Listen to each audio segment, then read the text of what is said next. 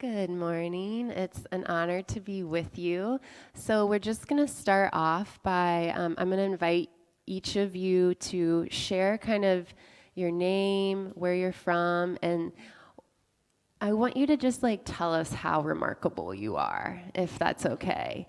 Just give us the download of what you've done, and you'll have 2 minutes to do it. So I apologize in advance if I have to give a little ding ding so that we can make sure we get through everything in 30 minutes. So, yes, thank you. Okay, so I'm going to kick us off here with Silas from Uganda. 2 minutes. Give us your download, Silas. Remarkable Silas.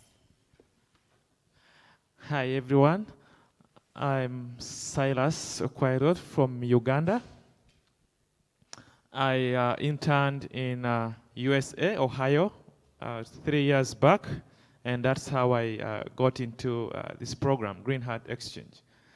And I currently done a lot through Greenheart service grants.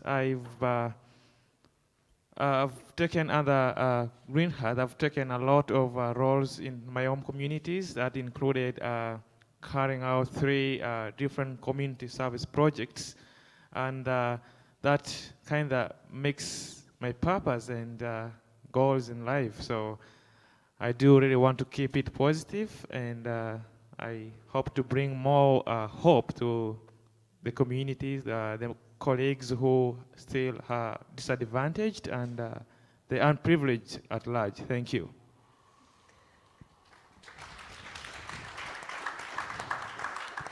Silas has, just to add, he's created programming for over 300 people to gain computer skills in Uganda with his service grant opportunities. Thank you, Silas.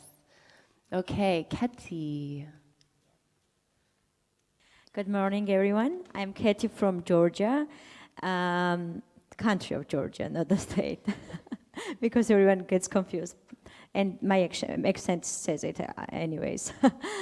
So actually, I've done my high school exchange program in USA 8 years ago. And right now I'm working in the justice sector of my country. Actually, I'm more focused on crime prevention of juvenile and people who are in conflicts with law, ex-offenders, probationers, and their family members. Besides, as a volunteer, I do a girls empowerment program with the help of Greenheart and their service grants. And so on, I have more than 250 girls from rural areas of my country who are trained in different kind of skills. We are empowering them in their education, in their abilities to get the good job and be educated and so on. So I'm very proud of what we are doing together. Thank you, Keti.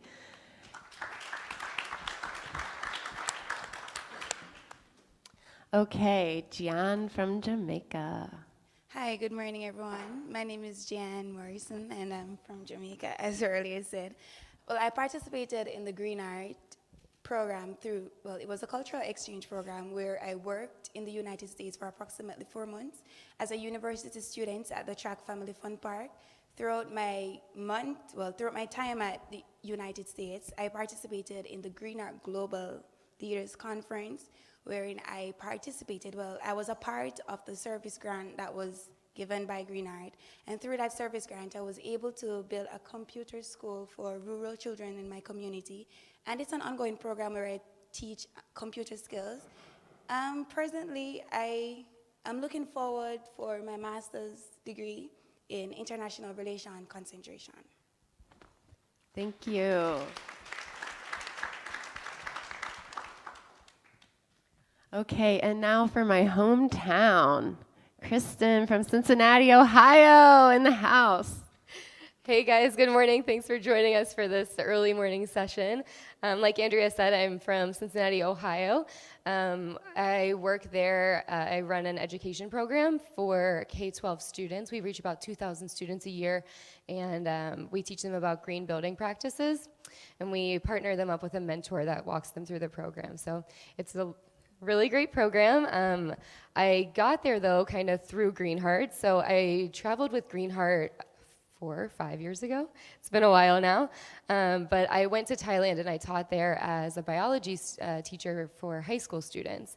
So I kind of fell in love with teaching and I fell in love with conservation there. And it was just a really good opportunity to find my passion and to understand what my purpose was. So when I came back to the United States and came back to Cincinnati, I enrolled in grad school at Miami University. So I got my conservation biology degree. I just graduated in December, which is the only reason I can be here because I'm free now. But I also have some side jobs in Cincinnati. I work at the Cincinnati Zoo and the Newport Aquarium, where I teach about kind of the other side of conservation, right? So how do we protect animals and how do we keep the living guys alive and all of our species on our planet with us? So I also, through Greenheart, when we were in Washington, D.C. with them, through the GGLC a couple years ago, they introduced me to the U.S. Green Building Council, and I became a part of that. So I now sit on our regional board for that as well. Beautiful. Thank you. And last but not least, Afia, please share your story. Good morning, everyone. How are you today? My name is Afia Yeboah. Can you hear me all right? It might not be turned on. Okay, switch. Good morning, everyone. Is that better? Yeah. My name is Afia Yeboah. I am from the United States of America, specifically Baltimore City, Maryland. My first experience abroad was in Chile, and I worked with students in Valparaiso. Lovely experience that kind of sparked my passion for international service. I obtained my Bachelor of Arts degree in English from the University of Maryland, and I was a full scholarship recipient through the Incentive Awards program. Afterwards, I taught English in Beijing through Greenheart, and that was a fantastic experience that led me to teach English in Barranquilla, Colombia, and I earned over 400 service hours teaching in a middle school in Colombia. I obtained my teaching English as a foreign language certificate, and I'm currently obtaining my master's in public administration at the University of Maryland and at the University of Baltimore. Beautiful. Thank you. Okay, so I'm going to kick it off with one question, and then we'll take a question from the audience or two from all of you, and then you guys can ask the audience a question.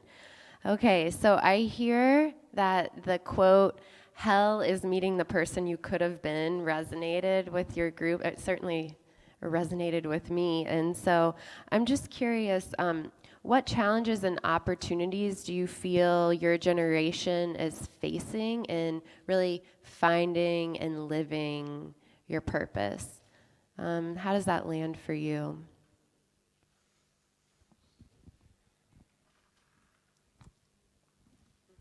I would say one challenge that we, as the millennials, may face is feeling that we aren't doing enough. Oftentimes, we see that there's a lot going on in the world, and it's like, where do you start? I don't know if you all can relate to that feeling at all. I will add one. Actually, I see that the modern generation is going too fast. Everything is going around us so fast that we are kind of sometimes losing time on thinking on global things and not focusing on like something concrete, which is going on directly around us.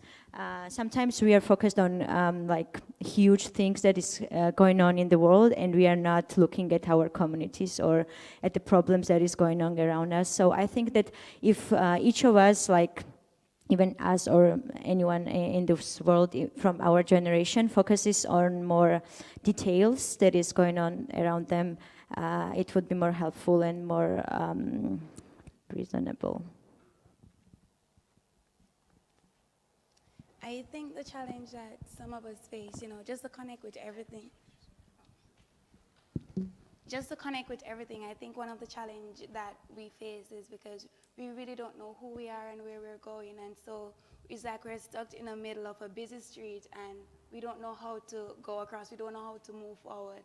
And because of that, it hinders or it limits our ability to, exert the efforts or potential in order to scale and new opportunities and probably just be the best you, put your best life forward and, gain opportunities that will develop you personally and also impact the world and your community at large.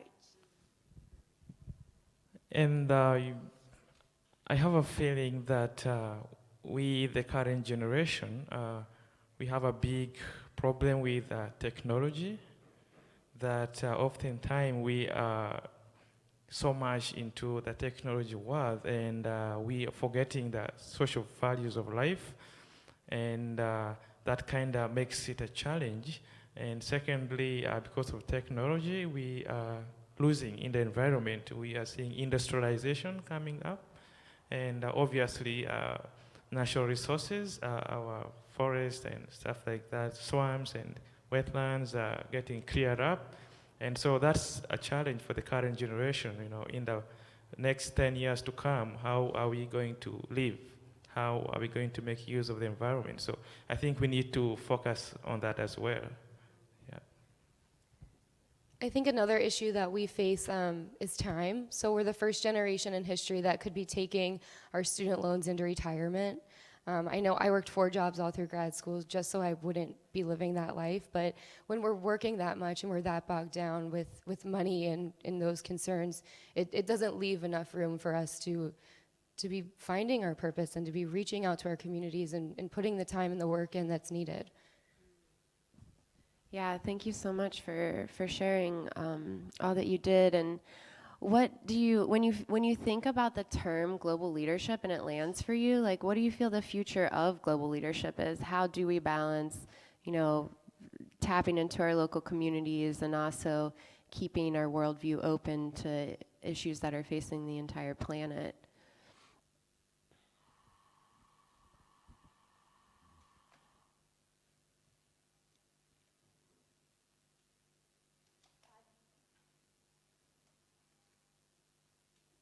I think it starts with us individually. I read once that you can't necessarily pour from an empty cup. So I believe as long as you're working on yourself as an individual, being the best version of you, the most aware, the most caring, the most concerned, then you're able to extend yourself to others, and that includes the global community. I think when you internally know your purpose, you will be able to actually reach that purpose and, find it in your community or reach it or, try to improve your communities. Just saying this to say that, like a series of destructive events that took place in my life, like the loss of my mother, having low self-esteem throughout my entire years, throughout my primary through to high school years, unable to read up until 6th grade level, coming from broken home, broken families, not really having much, you were plagued by poverty, not really having much resources to go to school, you have to be absent from school certain days. All of that, looking at it, I know that there are other persons out there facing the same challenges that I have faced, but you have to find your purpose in you. And by finding my purpose in me, I was able through Greenheart Service Grant to help others who may have struggled like I did in my community. And living in a rural community where majority of the population doesn't have access to technological resources, and if they want to get to the nearest library, it's like 150 miles by walking, because you don't really have much vehicles moving around that area. And looking at these young generations who want to improve themselves, who want to make a change in society, the best way is to reach them where they are. They don't have the resources. And through Greenheart Service Grant, I was able to build a computer room for them. And by that, they now are able to do the basic tasks, command the basic tasks on a computer. And it has improved them so much. Learning has become so much fun for them. You know, they look forward to teaching every Friday and just talking about all the fun stuff that they can actually do. So when you know your purpose, you begin to live your purpose. And by living that purpose, it's like an infectious, like a good infectious disease that just affects others who are around you. I do want to concur with her statements that to live a life of purpose, you really need to discover yourself first for you to be able to impact in the life of other people. You definitely have to discover yourself. And the ways to discover ourselves are so many. We need to connect. I will talk about the three: connect, collaborate, and then co-create. So through Greenheart, we were able to enhance all those three characteristics in different ways. I personally did 3 service grants, service projects in my community using Greenheart service grants. I did a computer training to the rural community. I did a library, and I re-established the computers for the 3rd time. So those were the 2 projects I did. Because my background, I did a bachelor in social work, and right now I'm working on my master's in public health. And to me, it's a big issue to discover myself, my potentials, before I go ahead and impact in the lives of others. And so many ways I'm gaining these experiences through some of these conferences and programs.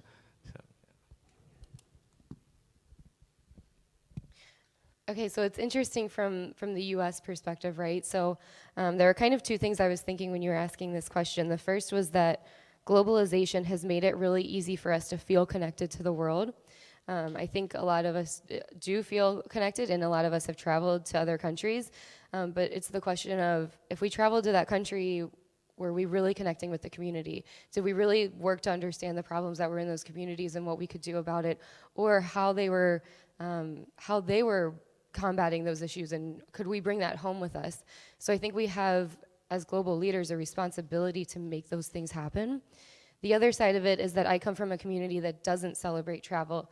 They're very much like, we have everything we could need in the US, why would we ever leave? So I feel very responsible as somebody that travels a lot to bring those ideas back. I mentioned I work at the zoo. I teach a program about Africa, and I was able to study in Kenya last year with Maasai people and learn from them and learn about how they're treating their land and how they turn poachers into people that are protecting animals over there. So coming back to Ohio and seeing some of the issues we have, I feel like I was able to bring that back with me, and I try to instill that in kids. Like, what did I learn from them, and how can I pass that forward? I totally agree with my fellows that making a change globally is very individual. So we all should find something in our hearts, in our future, what we really want to do. As for my example, when I was in USA during my exchange program, I learned something which is very treasurable for me, that sharing is just a great thing to do. And what I do right now is that I'm sharing all the opportunities, all the chances that these girls from rural areas of my country doesn't have any information about. I'm sharing everything that I gained from others, from Greenheart, from other sponsors who gave me this chance, so they can be aware of everything that's going on in this whole world, and they don't have any information about it. So I think that if we all find this our individual purpose, which is which can make very little changes in little communities, but I think it impacts the global changes also. Thank you so much. I want to maybe just have you guys ask the audience questions now, really, because I know you came up with some juicy questions, and we have about 10 minutes left. So I'd love to invite any of you who have one of those juicy questions to ask the audience, and we'll get involved in that way.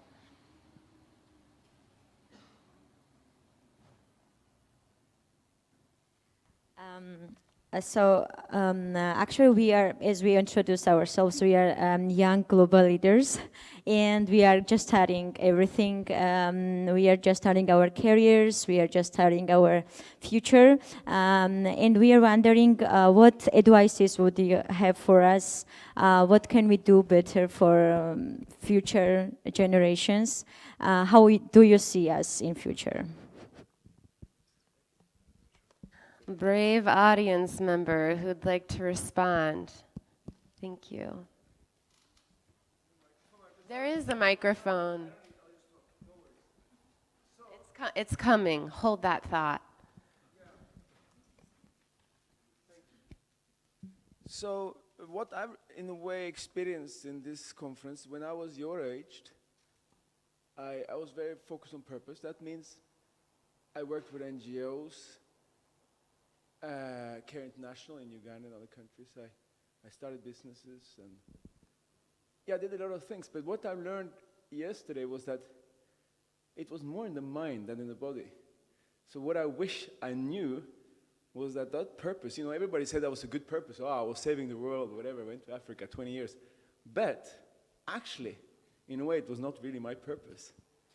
But everybody thought it was my purpose because it's such a wonderful thing to do. But it wasn't in my body. It was more in my mind, this is the right thing to do, than in my body. Do you understand what I'm saying? That's my experience, that it was a beautiful experience, and it was nice to be able to help communities all over the world, but it was actually not embodied. Okay? That life is journey, so we will find our body purposes. And that's a little bit about what we're going to be exploring today, is that embodiment piece, and how do we take purpose in our mind and drop it into our bodies. Thank you for that. Thank you. Oh, we've got some in the back. Yes, on the same note. So first of all, thank you for being here. I just want to celebrate your beauty, your power, your just life force that I see through you. And I'm not that much older than you, but let's say about 20 years. So that's already a notch in life, in the journey of this life. And for me, the advice I have for you is to, when moments will come in life that you feel that you need to jump in the dark because whatever, your career doesn't satisfy you anymore, or the place you're living seems like a prison, whereas before it felt like a supportive place, to actually take those decisions and do those jumps. Because if I look back, I can see that in my case, sometimes I waited long before I took those decisions. And the reason is because I thought I had so much time ahead of me. And if there is one thing that I can say about getting older is that I realized that time is so precious. So my advice for you is feel into your heart, and in those crucial moments, do it. Don't wait too long. Just do it.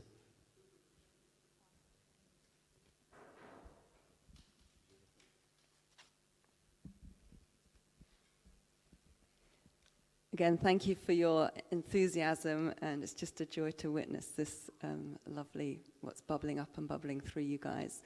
I could say lots of things, but I think I just want to say two things. The first thing is something that my father said to me, which is take care of your relationships.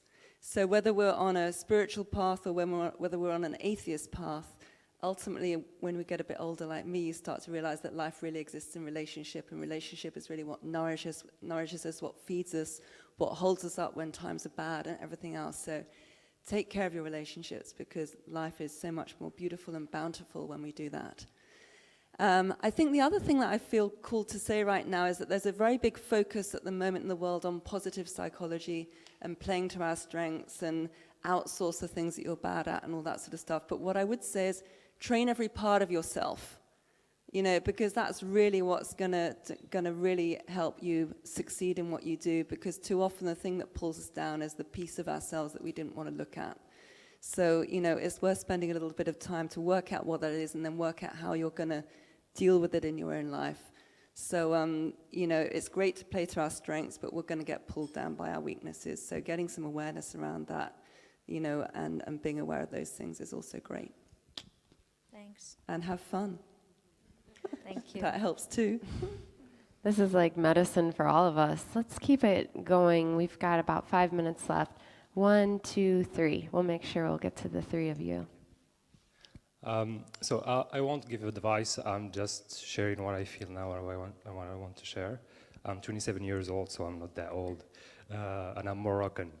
I feel it's good to bring that perspective like this. I think there is a lot to break through in terms of age, because it's not about age, and there is a lot of ideas related to that. And it's very empowering to break through our ideas related to age. The second thing really is, I want to say it's very surprising what comes up from every person, and we usually don't expect what comes up through them. And I feel our mission, or at least what I want to share, is that my prayer is to recognize that this surprising God expression in each person of us, which is actually the purpose of each person. The purpose is to be recognized here and now, and not to seek sometime in the future, and be in the journey of empowering ourselves and each other.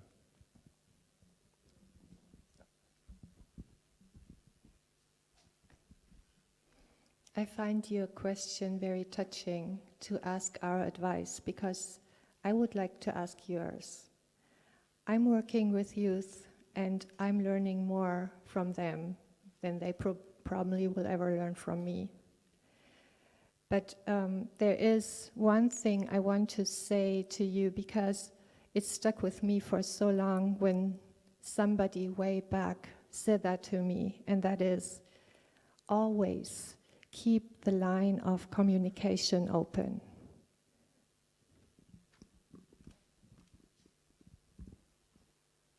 And we've got one more over here, and then, over here.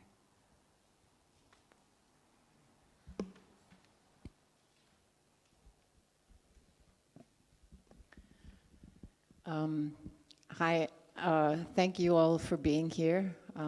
It's awesome to listen to you. And so I travel a lot, and I meet people in the United States and in Uganda, and work with marginalized youth there to find their purpose and go into the world, realizing that and embodying it. And so I have conversations with people of all ages, and there are lots of beautiful young people that I have conversations with. And like was just said, every one of those conversations I learn so much from it. And I can only hope that this goes both ways. So who am I to give advice?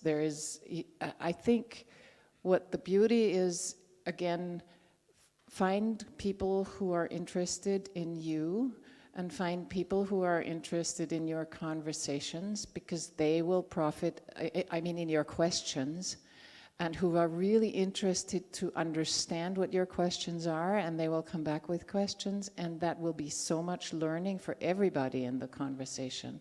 And as long as we keep this true, open, honest interest in each other alive in conversation, across all ages, across all generations, I think that's going to develop a lot of power in the world. Thank you.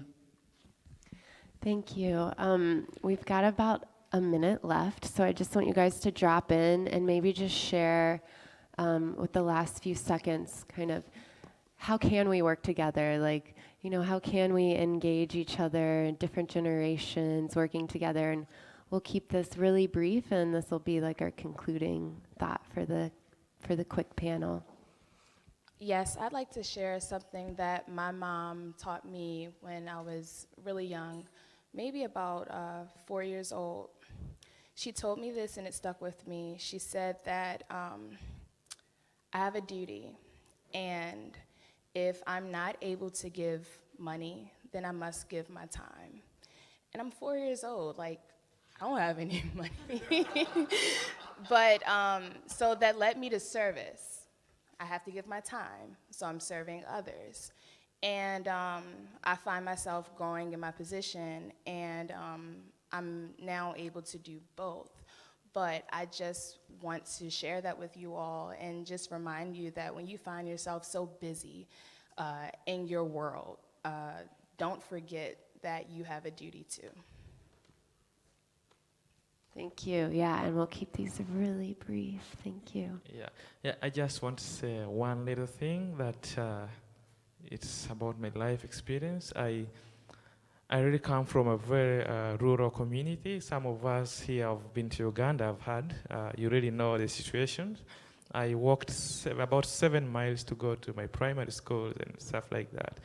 So one thing that this time around my dad told me, not my mom, that you really don't have to revenge on other people. You don't have to let other people go through what you faced. You need to fix things to work for them. So if you have identified a mess up somewhere in your generation, then you really need to fix it up for the people coming after you. So there's two letter 10 words that I know. And it says, if it is to be, it is up to me. And if you want a change, whether it be internally, in your community, or wherever, the change begins with you. And once you begin to make that change internally, then it will go outside.